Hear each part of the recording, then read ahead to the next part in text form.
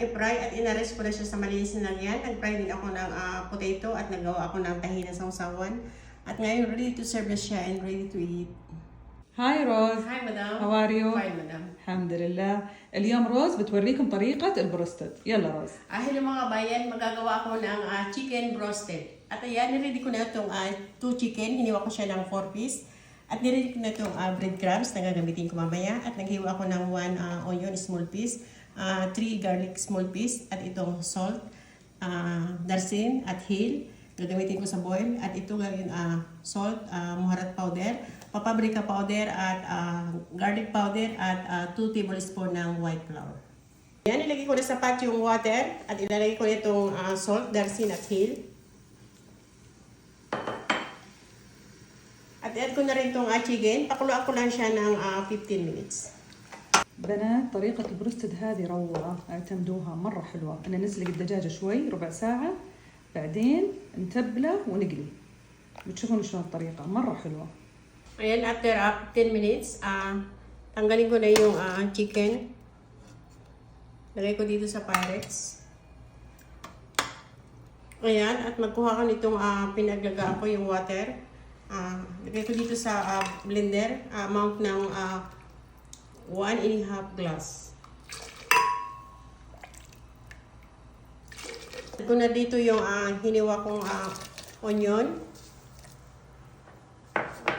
Itong garlic.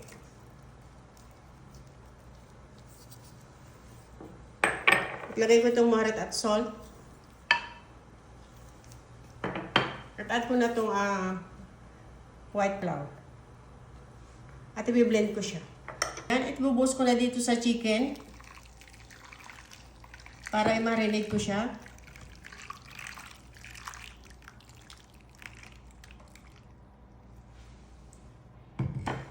Ayan, at lalagyan ko siya ng cover at kikip ko siya ng half hour. Ayan, ilagay ko na dito sa plate itong breadcrumbs at i-add ko na itong garlic powder at itong paprika powder.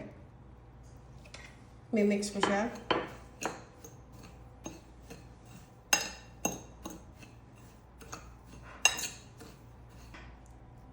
Ayan, after half hour, tapos ko na siya i-marinate.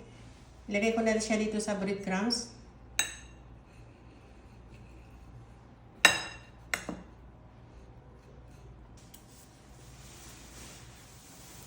Ako mag-fry, lagay ko na tong chicken dito sa... خليه مقلوب على تحت. لا مقلوب يا روز. أيوه. Ayan. Una pataob ko muna yung chicken.